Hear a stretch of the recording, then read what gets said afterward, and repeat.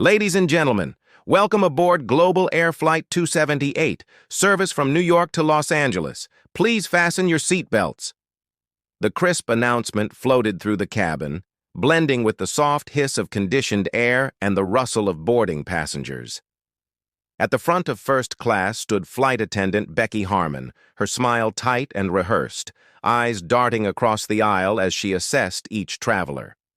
Her day had already begun on edge.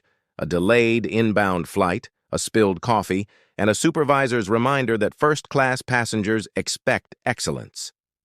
To Becky, excellence meant control, perfection, order. Anything that looked out of place rattled her composure. From the jet bridge stepped Dr. Alyssa Carter, tall, poised, mid-40s, her cocoa-brown skin glowing beneath the cabin lights. She wore a tailored navy pantsuit and carried herself with an effortless authority that turned heads without her saying a word. But to Becky, who was juggling boarding passes and impatient VIPs, Alyssa's calm self-assurance somehow looked like arrogance. Becky's eyes narrowed a fraction. She'd already decided she didn't like her. Alyssa offered a polite nod. "Good afternoon." Becky's smile froze. "Ma'am, economy boarding is back that way." "I'm in 1A," Alyssa replied evenly, extending her ticket. For a heartbeat, Becky hesitated, scanning the seat map as if it might correct itself.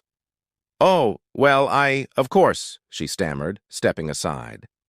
The other attendants noticed the tension but said nothing. Passengers filed in, murmuring, adjusting carry-ons. Alyssa settled gracefully into 1A, placed her leather briefcase under the seat, and pulled out her tablet. On the screen glowed confidential FAA drafts, policy notes for upcoming safety reforms. No one on board, least of all Becky, could have imagined the weight of authority sitting quietly in that seat. Becky's irritation simmered. Something about Alyssa's presence felt like a challenge, though nothing impolite had been said. When Becky offered champagne to the front cabin, she somehow forgot 1A until Alyssa raised an eyebrow. "Excuse me," Alyssa said softly. "May I have some sparkling water, please?" Becky pasted on a grin. "We're still boarding, ma'am. I'll get to you when I can." A passenger across the aisle glanced over, sensing the chill.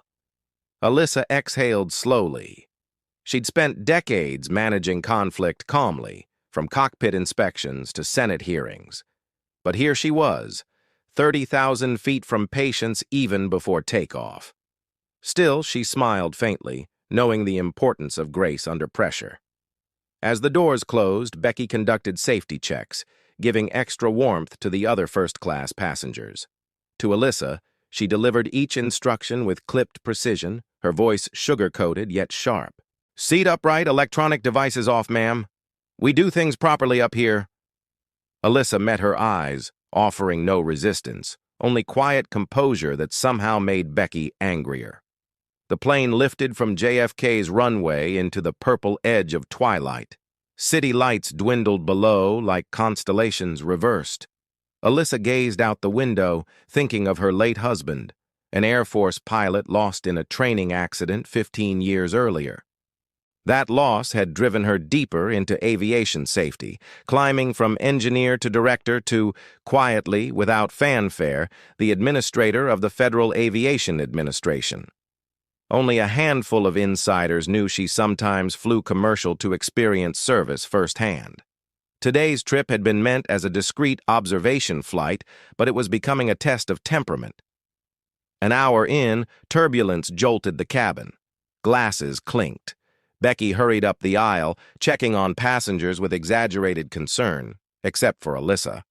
When Alyssa's water bottle rolled off the tray, she bent to pick it up, bumping the service cart Becky was pushing. Water sloshed over Becky's uniform. "Oh my God," Becky hissed, eyes flashing. "Watch where you're going." "I'm terribly sorry," Alyssa said, standing. "It slipped. Let me help."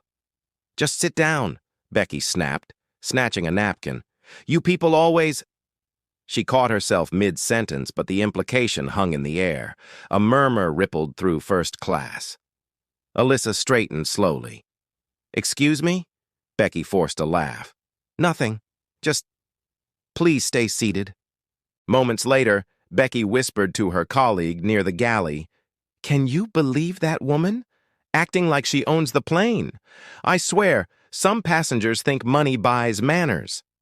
Her colleague frowned. She seemed polite to me. "Trust me," Becky said under her breath. "I can tell trouble when I see it."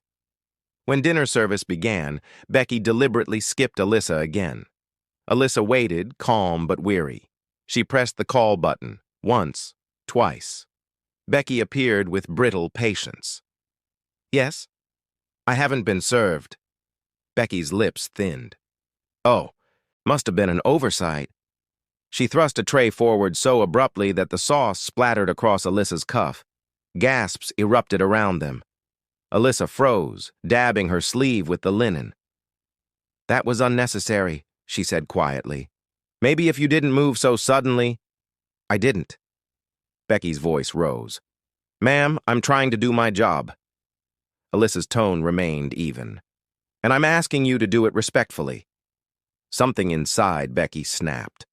The long day, the spilled coffee, her own insecurity spiraling into defensiveness. She leaned in, hissed, "Don't lecture me on respect!"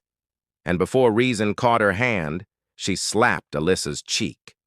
A stunned silence swallowed the cabin. Forks froze midair. The co-pilot's voice crackled faintly over the intercom, oblivious. Alyssa's head turned from the force, her earring glinting under the cabin light. She didn't rise, didn't shout. She simply looked up, eyes steady, voice calm yet cutting through the stillness. "You just assaulted a federal officer." Becky blinked. What? Alyssa reached into her blazer pocket and withdrew a slim identification wallet, the kind only high-clearance officials carried. She opened it slowly. Gold seal, photo, and the words, Federal Aviation Administration. Administrator Dr. Alyssa Carter. Gasps spread again, louder this time. Becky's face drained of color. I didn't know." "You didn't care to know," Alyssa said softly. The captain was summoned. The cabin crew whispered frantic apologies. Alyssa, maintaining composure, requested to speak with the pilot privately. Inside the cockpit, she calmly identified herself, citing both federal jurisdiction and the FAA's authority over crew conduct. The pilot, a seasoned man named Captain Delgado, was mortified. "Dr. Carter, I had no idea you were on board. Please accept my apologies on behalf of Global Air." "Let's complete this flight safely," she said. "We'll handle the rest on the ground." When she returned to her seat, first class was silent except for the hum of engines. Becky stood frozen near the galley, eyes wet, realizing the career-ending gravity of her outburst. But this flight still had hours to go, and the sky above Kansas was brewing a storm neither of them expected. Lightning flared outside. The seatbelt sign chimed on. Turbulence deepened. Luggage rattled overhead. Alyssa gripped the armrest, scanning the anxious faces around her. The cockpit door opened briefly. Becky's replacement attendant whispered something to the pilot, then hurried back. Static flickered over the PA. "Ladies and gentlemen, please remain seated. We're experiencing some rough air." A sudden drop sent a cry through the cabin. Alyssa's instinct, honed through years of aviation crisis management, took over. She unbuckled, moved steadily toward the galley despite the jolts. "Crew coordination?" she asked the attendants. They stared, unsure whether to answer the woman their colleague had just slapped. "Check passenger oxygen briefings and secure carts," she ordered. Her voice cut through fear like a command post.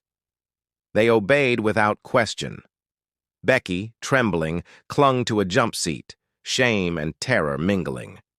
Alyssa caught her eye briefly, not with anger but with expectation. "You're still crew," Alyssa said over the roar. "Do your job." The storm tossed the jet like a toy.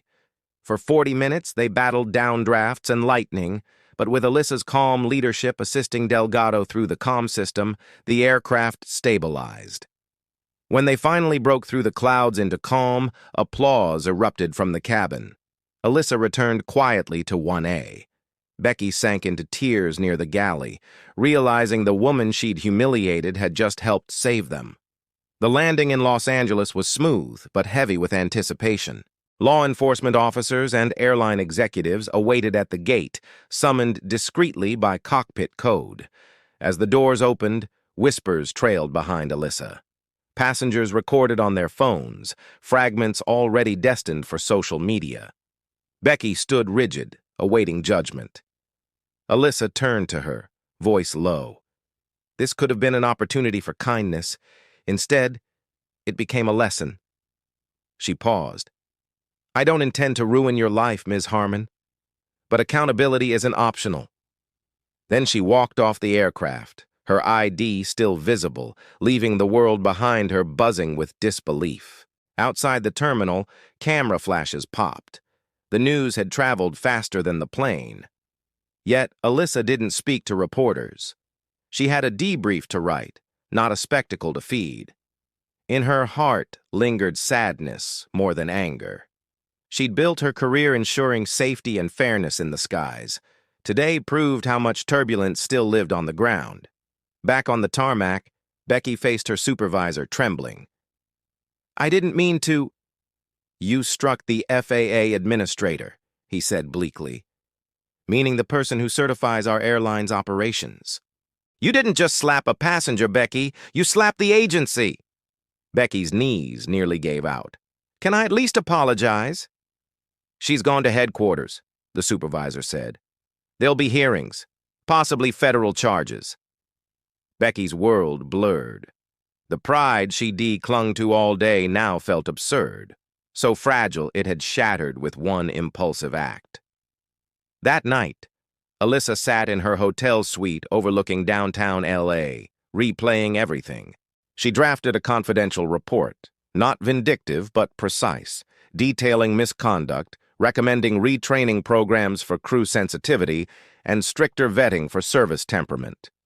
When she reached the section about disciplinary action, she hesitated. Her pen hovered over the word termination. After a long breath, she wrote instead, suspension pending mandatory re-education and psychological evaluation, potential reinstatement under probation after demonstrated reform. Mercy, she decided, was not weakness. It was the hardest form of strength. But fate wasn't done with either woman yet. By morning, a leaked passenger video exploded across news outlets. Flight attendant slaps black woman in first class. Turns out she's FAA chief, screamed headlines. Outrage flooded social media. Global Air's stock dipped. Becky's face became an emblem of airline racism and rage culture. Her phone overflowed with hate messages. She locked herself indoors, terrified. Alyssa watched the chaos from her office later that week, unease twisting in her gut. The internet's fury was indiscriminate. It devoured nuance. She'd sought justice, not public destruction. Yet the story had taken on a life of its own, and in that storm of publicity, a hidden conspiracy began to surface, one neither woman could have predicted, and one that would test them both far beyond a single slap.